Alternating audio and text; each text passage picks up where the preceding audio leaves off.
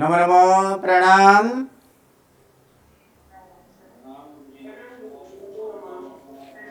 नमो रिहंताणं नमो सिद्धाणं नमो आयर्याणं नमो विज्झायाणं नमो लोये सब्बसाहूणं यशो पञ्चनमुक्कारो शब्बपापनाशनो मङ्गलाणं च सब्वेसिं परमं मङ्गलम् अज्ञानतिमिरन्धानां गणञ्जनशलाकया नेत्रम् उन्मीलितं येन तस्मै श्रीगुरवे नमः। परम पूज्य पूज्यपाद कलिकाल सर्वज्ञ हेमचंद्र सुरेश्वर जी महाराजा के द्वारा विरचित सिद्ध हेम शब्दानुशासन नामक व्याकरण ग्रंथ और इसी व्याकरण ग्रंथ से उद्धरित पंडित वर्य शिवलाल जी द्वारा रचित हेम संस्कृत प्रवेशिका प्रथमा, मध्यमा और उत्तमा, ऐसे 3 विभागों से विभाजित हेम संस्कृत प्रवेशिका और इसी हेम संस्कृत प्रवेशिका प्रथमा और प्रथमा के अंतिम प्रकरण और इस अंतिम प्रकरण में हम लोग वाक्यानुवाद जो हैं वो वाक्यानुवाद यहाँ पर कर रहे हैं। अब आगे की वाक्यानुवाद यहाँ पर हम लोग देखेंगे कि उसके आगे जो वाक्यानुवाद है वो इस प्रकार से हैं। सह्याद्रतरे भागे यत्र गोदावरी नदी पृथिव्यामिह कृत्स्नायां सप्रदेशो मनोरमा सह्याद्रेरुत्तरे अथवा तो सह्याद्रेरुत्तरे भागे यत्र गोदावरी नदी पृथिव्यामिह कृत्स्नायां सप्रदेशो मनोरमा। चलिए इसका सबसे पहले पदच्छेद या तो फिर संधि विच्छेद कर लेते हैं। पदच्छेद करेंगे तो फिर यहाँ पर क्या होगा, प्रथम पद, तो प्रथम पद यहाँ पर जो है सह्याद्रेः क्या हो जाएगा, सह्याद्रेः। उसके बाद उत्तरे क्या होगा, उत्तरे।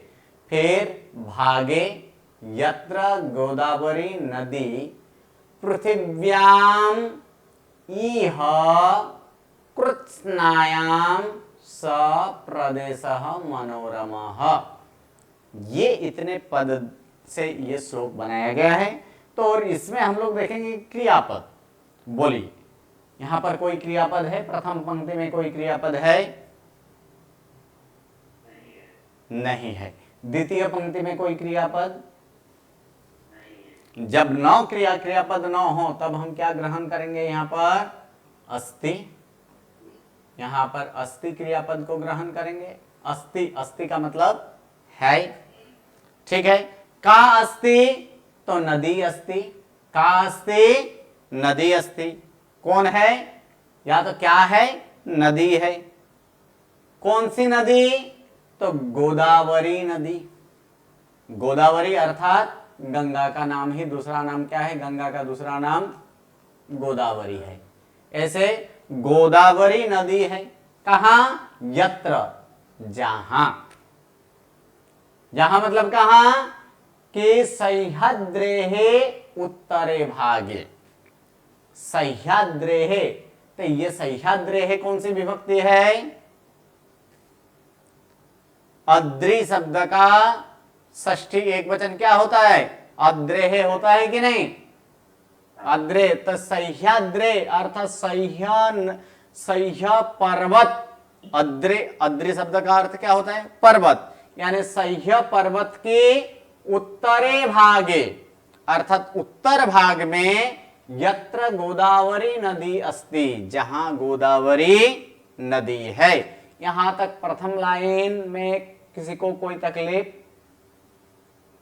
फिर से एक बार, सह्याद्रेः अर्थात सह्य पर्वत के, क्योंकि षष्ठी तत्पुरुष है ये, कि ये षष्ठी विभक्ति है।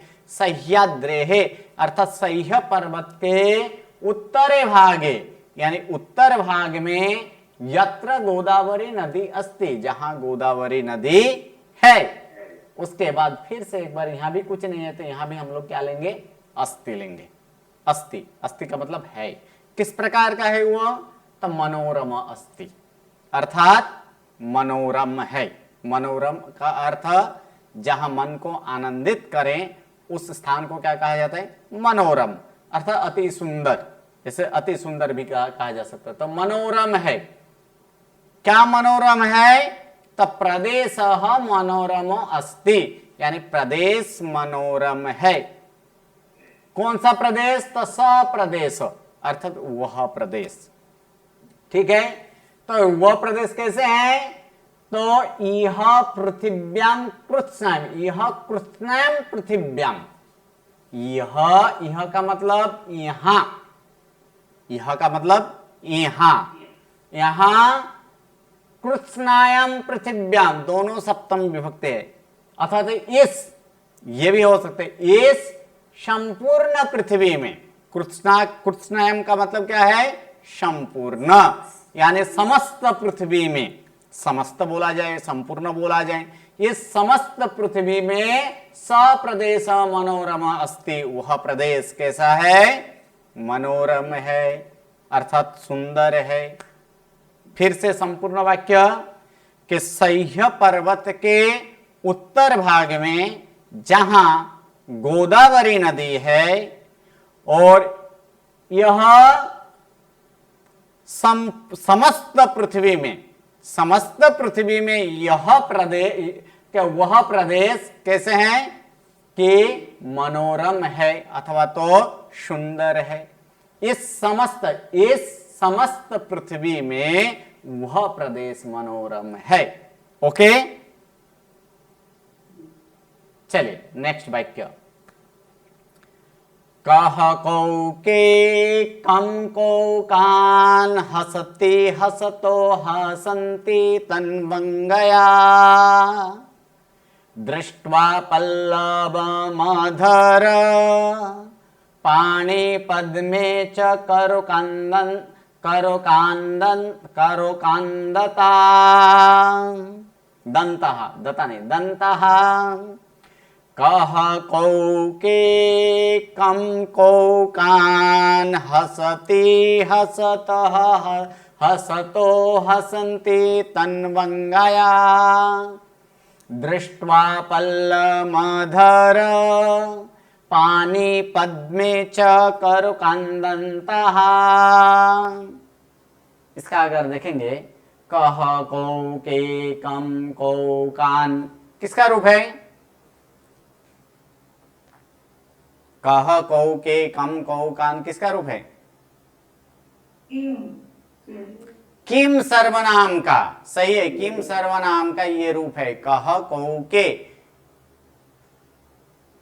कर्ता एक वचने कह, द्विवचने कौ और बहुवचने कहा नहीं होता है, के होता है। सर्वः सर्वौ सर्वाः के सर्वे, तो फिर क्या आएगा?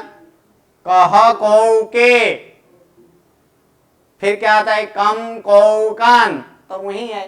तो ये तीन कर्ता में है, ये तीन क्या है? ये तीन कर्म में है।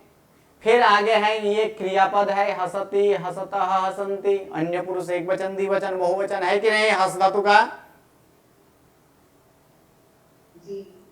देखिए जवाब नहीं दीजिएगा तो फिर मजा नहीं आएगा ये पाठ में।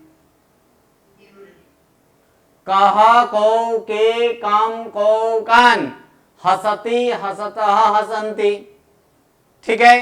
तो यहां पर आगे जो है कि तन्वंगया दृष्ट्वा पल्लवम अधरः पाणि पद्मे च कोरकान दंताः, ये जो है ये एक कवि की कृति है, विशेष प्रकार की कृति।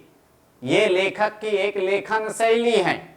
उस लेखन शैली में ऐसे होता है कि प्रथम कुछ पद में प्रश्न पूछा जाता है और उसी प्रश्न का जवाब अंत में दिया जाता है।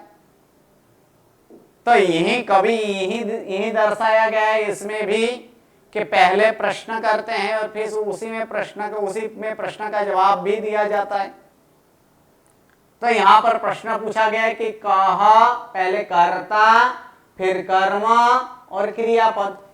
तो प्रथम प्रश्न क्या आएगा? कह कम हसती, कह कम हसती, दूसरा प्रश्न, कौ कौ हसतः। तीसरा प्रश्न, के कान हसन्ति। पहला प्रश्न क्या पूछा गया, कह काम हसति, कौन किससे हंसता है। दूसरा, कौन दो किन दोनों को हंसते हैं। तीसरा प्रश्न, कौन सब अर्थात बहुवचन में, कौन सब किनके ऊपर हंसते हैं। ठीक है, यह प्रश्न पूछा गया, तो उसी का जवाब नीचे दिया गया है कि तनवंगयाः दृष्ट्वा पल्लवम अधर पानी पद्मे च कोरकान दंताः। तो इसका जवाब दिया गया। पहला प्रश्न क्या, यहां पर क्या पूछा था, कह यानी कौन किसके ऊपर हंसता है, कम हसती। तो इसका जवाब है कि कह हसती त अधरः हसति।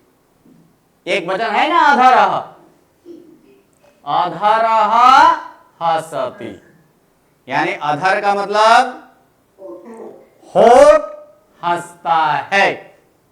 ठीक है, क्या करके, तो दृष्टवा यानी देखकर, देखकर, किसे देखकर, तो ये पल्लवम दृष्टवा अर्थात पल्लव को देखकर। ये पल्लव, पल्लव अर्थात नूतन जो पर्ण आता है, जो पत्ता आता है ना, उसे क्या कहा जाता है, पल्लव कहा जाता है। तो उस पल्लव को देखकर हंसता है। कौन हंसता है, तो उसका जवाब मिला, कह हसति अधरः हसति। कम हसति किसके ऊपर हंसता है, तो पल्लव के ऊपर हंसता है। पल्लव अर्थात जो नया पान है, ठीक है, उस पल्लव को देखकर हंसता है। अब ये अधर किसका है, तो ये षष्ठी शब्द में लगाना है। तनवंगयाः अर्थात स्त्री के होठ, क्या है, स्त्री के होठ किसे देखकर, पल्लव को देखकर हंसता है। एक जवाब मिला। अब दूसरा प्रश्न है कि कौन दो, कौ का कौ कहां पर आता है, कर्ता द्विवचन में है ना, और ये कौ जो है ये कर्म, ये क्या है, ये कर्म द्विवचन में है। यानी कौन दो किन दो के ऊपर हंसते हैं, तो उसका जवाब यही आया, ये तो सब में लेना है। तनवंगयाः किसे, पानी, पानी ये द्विवचन है कि एक वचन है, द्विवचन है। मूल शब्द यहाँ पर क्या है कि पानी शब्द है। तो पानी जैसे मुनि, तो मुनि का द्विवचन क्या होता है, मुनि दीर्घ ही होता है कि नहीं। इसी प्रकार यहाँ पर पानी शब्द है, तो पानी शब्द क्या है, यहाँ पर पानी शब्द ये द्विवचन यानी दोनों हाथ। पानी का मतलब क्या होता है, हाथ होता है ना, हाथ, किसके हाथ, तो तनवंगयाः पानी अर्थात स्त्री के दोनों हाथ।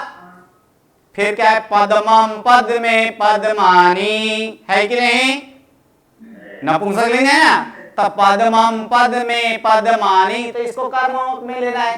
किसको देखकर, पद में अर्थात दोनों कमल को देखकर, यानी दो कमल को देखकर हंसते हैं। ठीक है, तो स्त्री के दोनों हाथ दोनों कमल को देखकर क्या, हसतः यानी हंसते हैं। फिर अंतिम प्रश्न क्या पूछा गया कि के कान हसन्ति, यानी कौन सब किन सब के ऊपर हंसते हैं, तो उसका जवाब यहां पर आया कि दंताः हसन्ति। बहुवचन, बहुवचन है, दंताः हसन्ति। हाँ, कस्या दंताः, तो तनवंगयाः दंताः, यानी स्त्री के दांत किसे देखकर, तो कोरकान, कोरकान का अर्थ होता है कलियां, कोरक अर्थात कली, और उसी का बहुवचन यहाँ पर करेंगे तो फिर क्या होगा, कलियां को देखकर, यानी जो कलियां है उसको, यानी कोरकान, यानी कलियां को देखकर कौन हंसता है, कौन हंसते हैं, दांत हंसते हैं। जो दांत है, दंताहा हसंती, यानी स्त्री के दांत कलियों को देखकर हंसते हैं। देखिए, एक ही प्रश्न में ये कवि की एक अनुपम रचना है, जिसमें अपनी काव्य कृति, कला कौशल, लेखन शैली वो दर्शाएं कि प्रथम यहाँ पर प्रश्न पूछा गया है और उसी प्रश्न का जवाब अंत में भी दिया गया है। Okay, clear? चलिए नेक्स्ट वाक्य। ये वाक्य तो बहुत बढ़िया है और हर किसी को आता भी है। सुखार्थी च तजित विद्याम, विद्यार्थी च तजित सुखम, सुखार्थी न कुतो विद्या, विद्यार्थी न कुत विद्यार्थी न सुखम, सुखार्थी च तजित विद्याम, विद्यार्थी च तजित सुखम, सुखार्थी न कुतो विद्या, कुतो विद्यार्थी न सुखम। चलिए इसमें हम लोग देखेंगे पदच्छेद कि सुखार्थी च तजेत, क्या होगा यहाँ पर, तजेत विद्याम, विद्यार्थी च तजेत सुखम। आगे यहाँ पर कोई कुछ है नहीं, सिर्फ इसमें कुतः, क्या करना है, कुतः विद्या और कुतः विद्यार्थिना सुखम। ठीक है, तो इसमें अगर देखा जाए कि ये दो यहाँ पर क्रियापद है, एक तजेत और दूसरा यहाँ भी तजेत, यानी क्या, इसका क्या अर्थ करना है, तजेत त्याग करें। ठीक है, किसे त्याग करें, तो विद्याम, विद्या को, कौन, तो सुखार्थी, जो सुख के अर्थी हों, अर्थात सुख चाहने वाला, सुख चाहने वाला विद्या की त्याग करें या तो विद्या छोड़ दें, और विद्यार्थी जो विद्या को चाहने वाला हूं, अर्थात जो विद्यार्थी होते हैं उसे क्या करना चाहिए, सुखम तजेत, वो सुख छोड़ दें। सुखार्थी विद्या को छोड़ दें और विद्यार्थी सुख को छोड़ दे। क्यों, तो उसके लिए यहां पर कहा गया है कि सुखार्थी नो कुतो विद्या, सुखार्थी को विद्या कहां से, अर्थात सुखार्थी को विद्या नहीं होती है, और विद्या कुतो विद्यार्थी न सुखम, विद्यार्थी न कुतो सुखम, और विद्यार्थी को सुख कहां से होता है, यहां पर क्या कर देंगे, भवती, ये एक भवती ले लेंगे, यानी होता है, अर्थात सुखार्थी को विद्या कहां से होता है और विद्यार्थी को सुख कहां से होता है। ये विद्यार्थी, और भी यहां पर आगे और भी बहुत कुछ कहा गया है कि विद्यार्थी के बारे में। विद्यार्थी का कितने लक्षण है, कि 5 लक्षण है, वो 5 लक्षण भी अलग अलग ऐसे वहां पर बताया गया है। स्वान निद्रा बकध्यानम, काकचेष्टा गृहत्यगम, इति विद्यार्थी पंचलक्षणम। क्या क्या है, स्वान निद्रा गृहत्यागम, काकचेष्टा बकध्यानम, पीछे से काकचेष्टा बकध्यानम, स्वान निद्रा गृहत्यागम, इति विद्यार्थी पंचलक्षणम। ये विद्यार्थी के 5 लक्षण है। कैसे, निद्रा कैसे होनी चाहिए, स्वान की तरह, स्वान अर्थात कुत्ता की तरह, ये कुत्ता की तरह निद्रा होनी चाहिए, श्वान निद्रा। फिर आगे अगर देखा जाए कि काकचेष्टा बकध्यानम, काक अर्थात कौवा, कौवा की तरह हमेशा क्या करना चाहिए, चेष्टा करना चाहिए, क्योंकि कौवा बारंबार असफल होते हैं, लेकिन सफल होने के लिए वो बारंबार क्या करते रहते हैं, उसे प्रयत्नशील रहना होता है। तो वही बोला कि काकच चेष्टा, वक ध्यानम, वक का अर्थ होता है बगुला। जो बगुला होता है वो क्या कर ध्यान करता है। कैसे? एक पैर को उठाकर ध्यान करते हैं, लेकिन जैसे ही मछली उसे दिखाई दे वो क्या करता है, अपने शिकार को तुरंत पकड़ लेता है। उसी प्रकार ध्यान कैसे होना चाहिए? ऐसे ढोंगी ध्यान नहीं, लेकिन उसका ध्यान यहाँ पर बाहर दुनिया में उसे ढोंगी की तरह यहाँ पर उसे इस्तेमाल किया गया है, उसे जोड़ा गया है, लेकिन उसका ध्यान ढोंगी नहीं, लेकिन उसका ध्यान संपूर्ण एक ही में केंद्रित है। किसके ऊपर? अपने आहार के ऊपर, अपने खाद्य के ऊपर, अपने शिकार के ऊपर। उसी प्रकार कि जो भी पढ़ाया जाए उसका ध्यान, विद्यार्थी का ध्यान किसमें हो? पाठ में ही होना चाहिए। और पाठ में ही होता है। जब भी परीक्षा में प्रश्न आए, जो प्रश्न आए उसी प्रश्न का उसका जवाब लिखा जाए। तो इस प्रकार वक़्त ध्यानम। तीसरा क्या कहा गया है? गृह त्यागम। हाँ, पढ़ाई जो है वो घर से बाहर ही होता है। घर में रहकर पढ़ना वो तो एक बहाना के समान है। क्योंकि जितने भी प्राचीन समय में भी देखा जाए तो प्राचीन समय में भी पढ़ने के लिए कहाँ भेजा जाता था?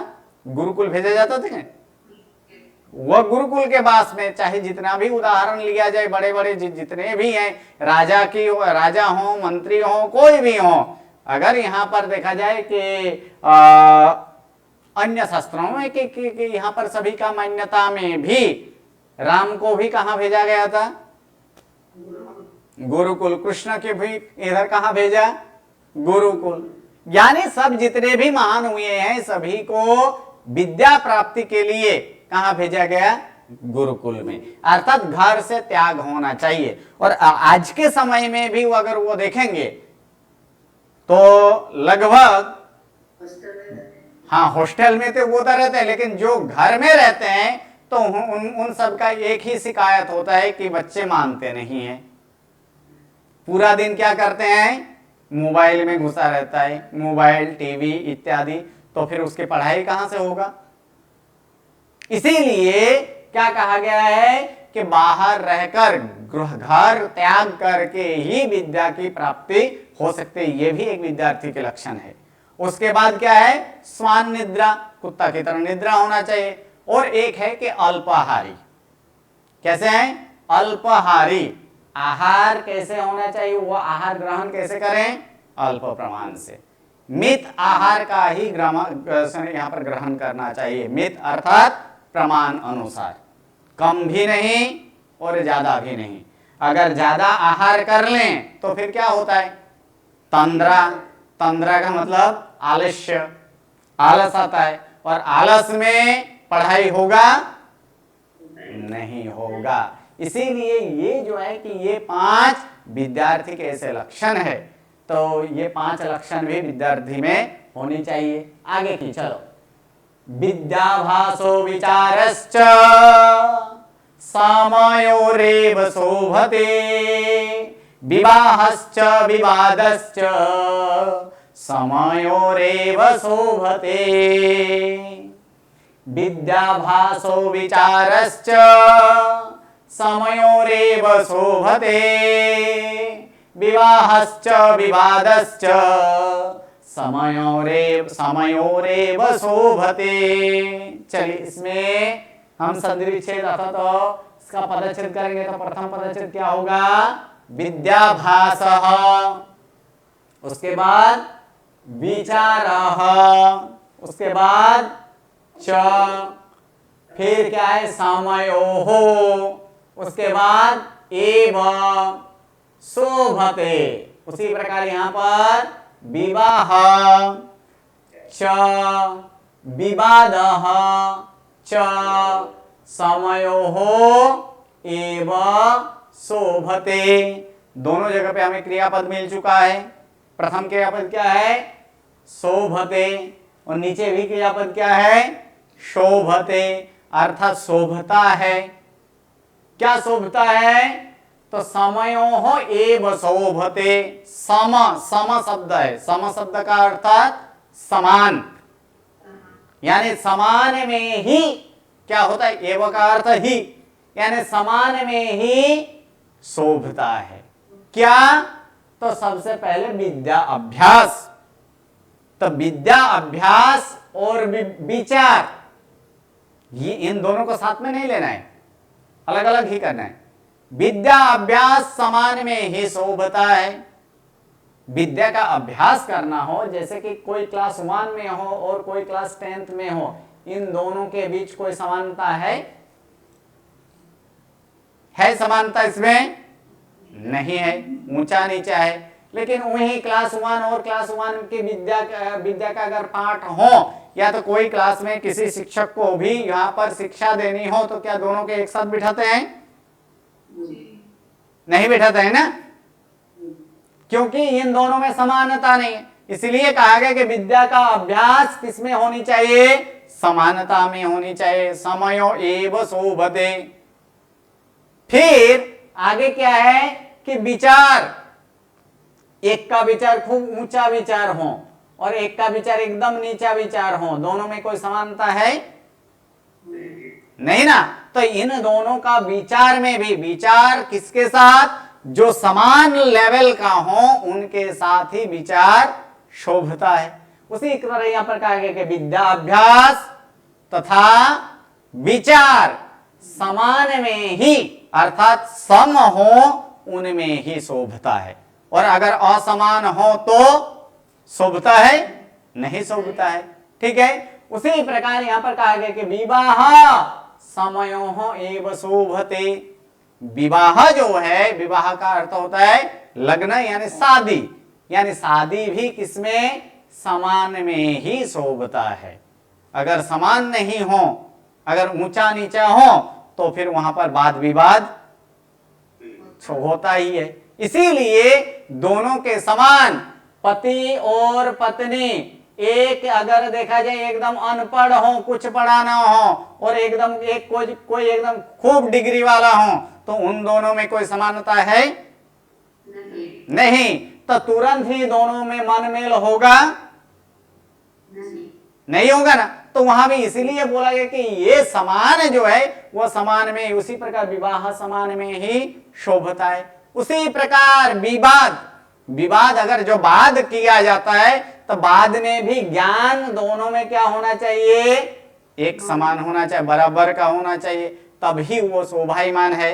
बाकी कुछ शोभता नहीं है। तो ये चार चीज कहा गया है, विद्याभ्यास, विचार, विवाह और विवाद, ये चार समान में ही शोभता है। जिन दोनों में समान होगा उन दोनों के समानता में ही शोभता है, बाकी शोभता नहीं है।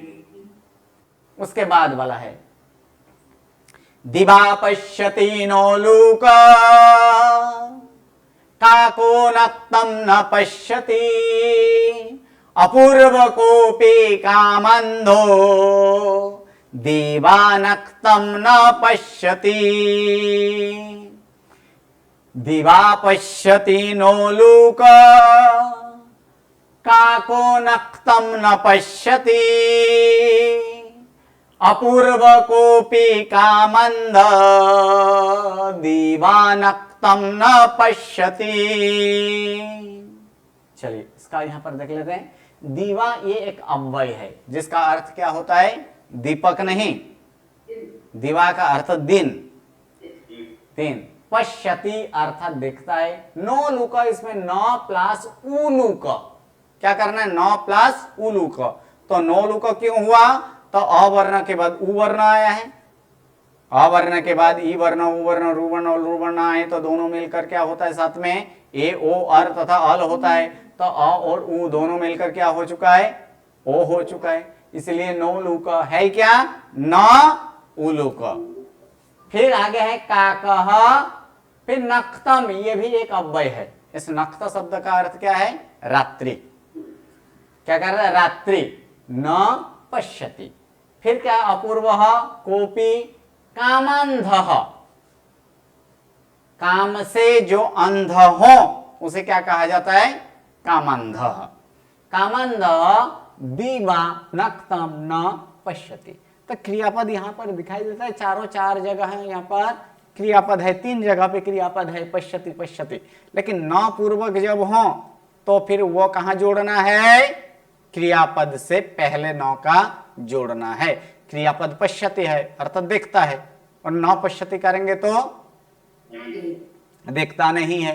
किसको देखता नहीं है, न पश्यति, किसे देखता नहीं है, दीवा अर्थात दिन को। ठीक है, कौन, उल्लूकः, उल्लूकः का अर्थ उल्लू, उल्लू दिन को देखता नहीं है। और काकः, काका का मतलब कौवा, कौवा नक्तम न पश्यति, कौवा रात्रि को देखता नहीं है, क्योंकि उल्लू जो है वो दिन को सो जाता है, इसलिए वो दिन को नहीं देखता है। और कौवा जो है वो रात को सो जाता है, इसीलिए वो रात को नहीं देख पाता है। लेकिन यहां पर कहा गया है कि कामांद अपूर्व अस्ति, कामांद अपूर्व अस्ति, कि जो दीवानक्तम न पश्यति। कामांध कैसे होते हैं कि वो कहते हैं, यहां पर कहा गया कामांध अपूर्व है, क्योंकि एक उसके पूर्व में अगर देखा जाए तो उल्लू तो वो दिन को नहीं देखता है और कौवा रात को नहीं देखता है, लेकिन कामांध एक ऐसे अपूर्व है को जो दिन और रात्रि को दोनों को वो नहीं देखता है। कामांध कोपी कामांध अपूर्व, क्योंकि कामांध कोई अपूर्व है जो दिन और रात को नहीं देखता है, क्योंकि काम से अंध हुए व्यक्ति को कुछ दिखाई देता नहीं है। हमेशा वो किसमें अंधा, वो किसमें पड़ा होता है, काम में पड़ा होता है। इसीलिए कामांध को क्या कहा गया है, वो अपूर्व है कि जो वो दिन और रात्रि को देखता नहीं है। ऐसे बोला जाता है कि उल्लू खराब है, वो रात को जागते रहते हैं, लेकिन वो तो रात्रि को तो वो तो देखता है ना। फिर कौवा, कौवा तो दिन को देखता है। दोनों में से एक क्रिया तो वहां पर कर रहा है, लेकिन कामांध ऐसे है कि वो कुछ नहीं करता है। दिन रात्रि वह संपूर्ण कामांध में ही वो डूबा रहता है। अंतिम में अपूर्व का मतलब अपूर्व, जो पूर्व में नहीं हुआ हो ऐसे कोई, उसे अपूर्व कहा गया है। अति विशेष विशिष्ट प्रकार के ऐसे उसे अपूर्व बोला जाता है। जो पूर्व में ना हुआ हो उसे अपूर्व कहा जाता है। अंतिम अमृतम, अमृतम शिशिरे वहने रमृतम प्रिय दर्शनम अमृतम राज सम्मानम अमृतम क्षीर भोजनम अमृतम शिशिरे वहने रमृतम प्रिय दर्शनम अमृतम राज सम्मान मामृतम क्षीर भोजनम। अब इसका पदच्छेद करेंगे, क्या है इसमें, बहनी अमृतम, फिर ये प्रिय दर्शन तो है, राज सम्मानम अमृतम, और क्षीर भोजनम वो तो है ही। अब देखिए ये अमृत समान है, कब, तो प्रथम नंबर कहा गया है शिशिरे वहनी अमृतम अस्ति, है ही नहीं, लेकिन हम लोग क्या लेंगे, एक अस्ति लेंगे। शिशिर, शिशिर अर्थात शीतकाल में, शीत ऋतु में, तो शीत ऋतु में वहनी, वहनी का अर्थ अग्नि, सही है। अग्नि कैसे है, अमृतम समम अस्ति, या तो समम एक जोड़ देना है, यानी अमृत समान है या तो होता है। उसके बाद प्रिय दर्शनम अमृतम समम अस्ति, प्रिय का दर्शन होना वो भी क्या है, अमृत समान है। फिर आगे राज सम्मानम अमृतम समम अस्ति, राजा से सम्मान प्राप्त करना है अर्थात राज्य सम्मानित होना, वो क्या है, अमृत समान है। और अंत में क्या कहा गया है, क्षीर भोजनम अमृतम अस्ति। खीर का भोजन पाना यानी खीर का भोजन वो क्या है? अमृत है। 4 जगह यहाँ पर अमृत दर्शाया गया है। एक तो ठंडी के समय में यानी शीत ऋतु में अग्नि अमृत समान है। दूसरा प्रिय का दर्शन अमृत समान है।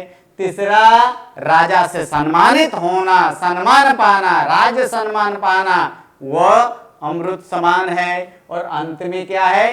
क्षीर भोजनम, खीर का भोजन वो अमृत समान है। क्योंकि खीर भोजन हमेशा के लिए होता है? घर में हर रोज खीर बनता है? नहीं, कभी कभी बनता है ना। इसलिए खीर भोजन जब बनता है तब वो भोजन कैसे माना जाता है? अमृत के समान माना जाता है। उसी प्रकार हर किसी को राजा से सम्मानित वो सम्मान मिलता है? नहीं मिलता है ना, कोई किसी को ही मिलता है। इसीलिए जिसको मिला हो वो राज सम्मान कैसे है? अमृत समान है। जैसे अमृत अमूल्य है उसी प्रकार राज सम्मान भी कैसे है? अमूल्य है। और हमेशा दृष्टि, हमेशा दर्शन किसका होना चाहिए? प्रिय का होना चाहिए। प्रिय चीज का ही दर्शन होना चाहिए। लेकिन वो भी हर रोज संभव नहीं है। इसीलिए प्रिय का दर्शन होने से क्या होता है? आत्मा प्रफुल्लित हो जाता है। इसलिए प्रिय दर्शन को भी क्या माना गया है? अमृत समान माना गया है। और ठंडी ऋतु में अर्थात शीतकाल में अगर अग्नि मिल जाए तो वो भी क्या होता है? वो भी एक अमृत समान है।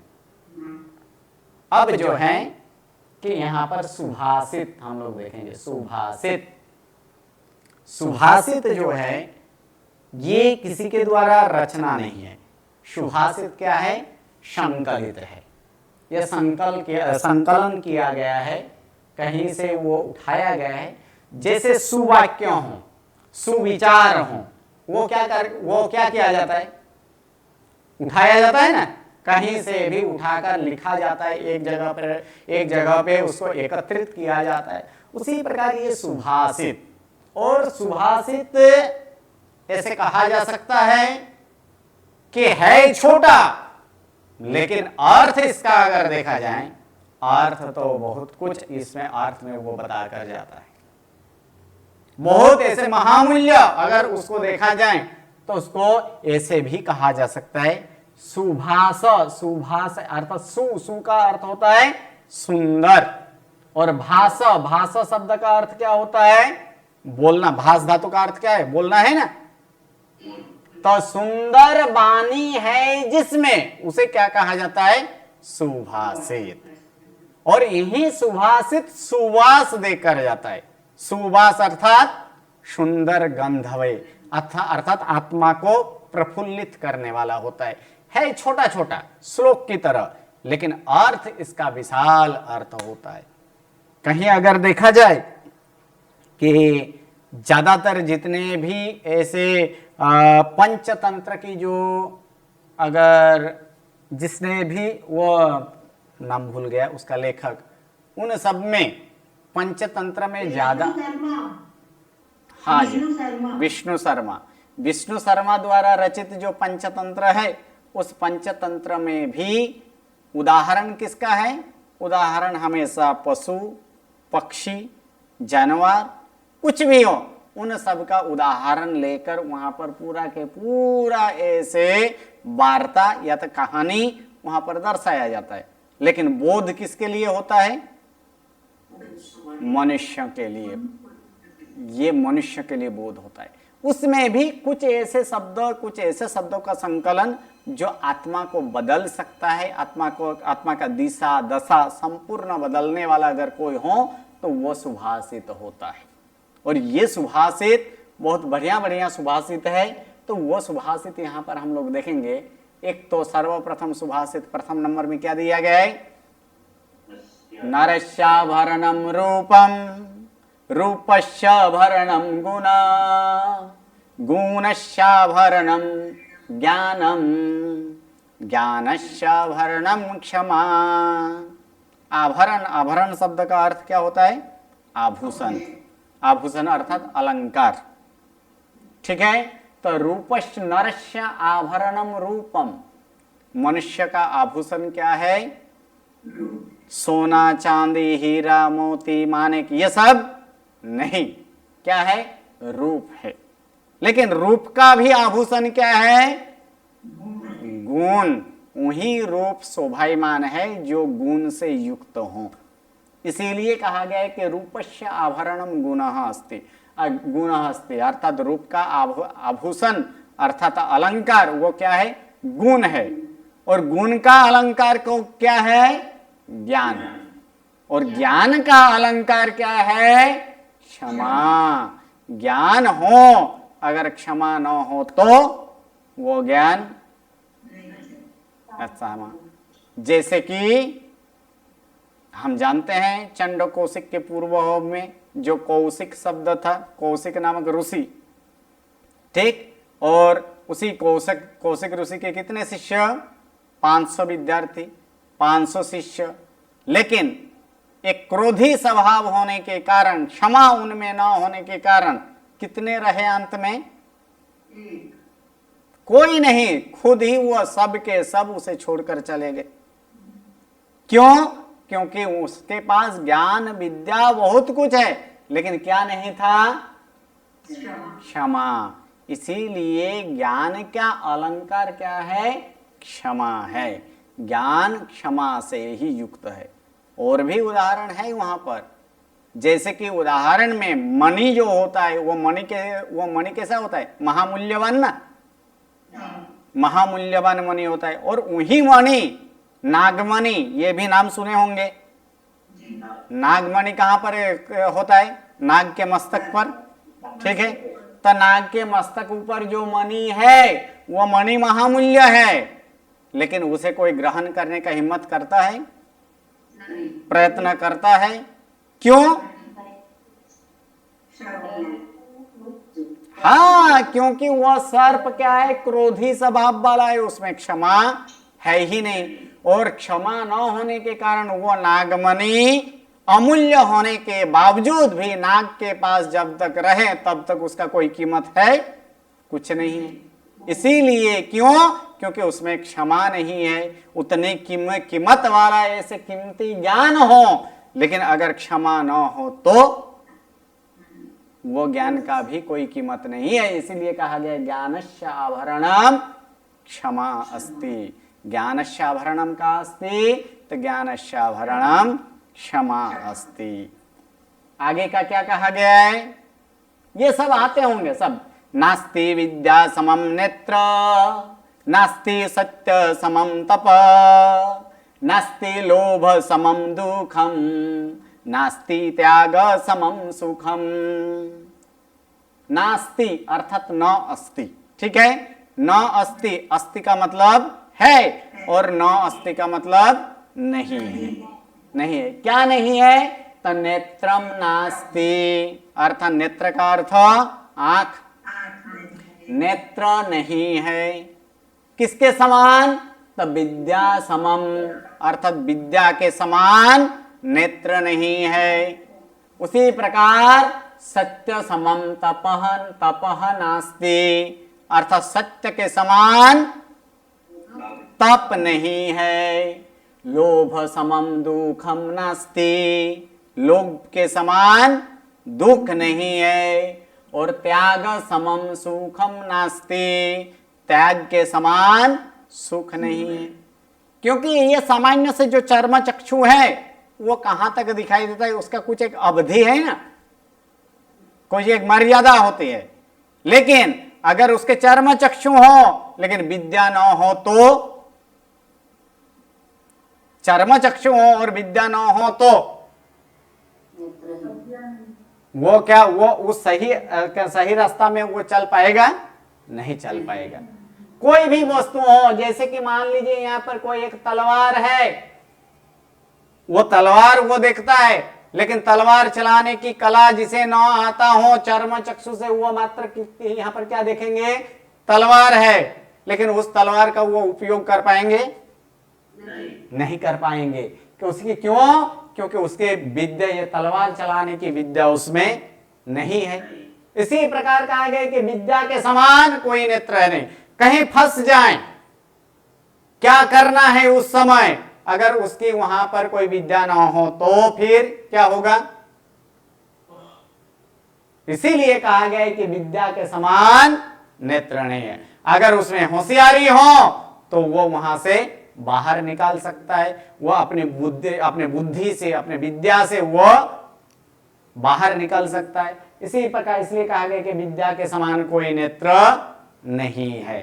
दूसरा, सत्य समम तपः नास्ति, सत्य के समान कोई तप नहीं, कि सत्य बोलना इतना आसान नहीं होता है, और उसी प्रकार सत्य का आचरण करना, इसलिए सत्य समान कोई तप नहीं है। जो जिस प्रकार से है उसको उसी प्रकार से कहने में कोई पाप है नहीं है। लेकिन वहां भी कहा गया है किस प्रकार का सत्य बोलना चाहिए, वो भी है। पहले कैसे होना चाहिए सत्य, जिसमें प्रथम व्रत का खंड न हो, खंडित न हो, इस प्रकार का सत्य बोलना चाहिए। प्रथम व्रत अर्थात कौन सा, प्राणातिपाद विरमन व्रत का खंडन न हो, ऐसे सत्य बोलना चाहिए। आगे भी कहा गया है कि कठोर ऐसे शब्द, ऐसे सत्य भी नहीं होना चाहिए। जिसमें हिंसा हो रहा है इस प्रकार के सत्य भी नहीं होना चाहिए। ऐसे देखा जाए तो तत्वार्थकार ने सत्य, ऐसे व्रत कितने बताए, 5 व्रत तो बताए, लेकिन उनमें मुख्य एक ही व्रत है। कौन सा है, प्राणातिपात विरमन व्रत। एक व्रत है, बाकी 4 तो उसके रक्षण के लिए बाढ़ के समान है।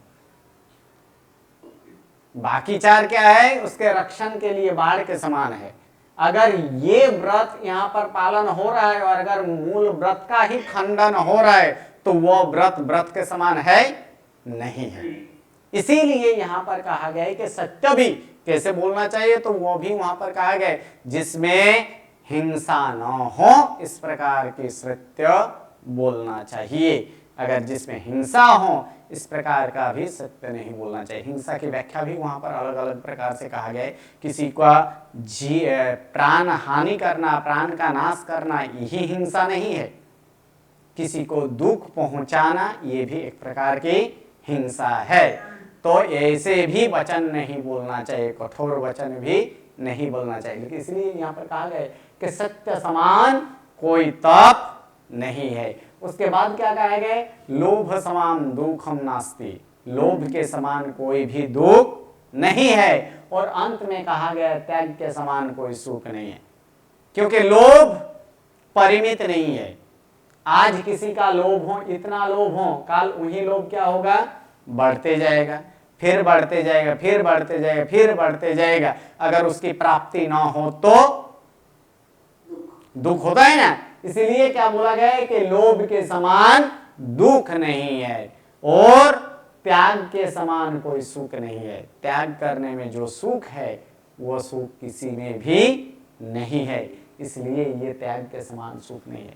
उसके बाद क्या है वो हम लोग नेक्स्ट क्लास में देखेंगे। नमो नमो, प्रणाम।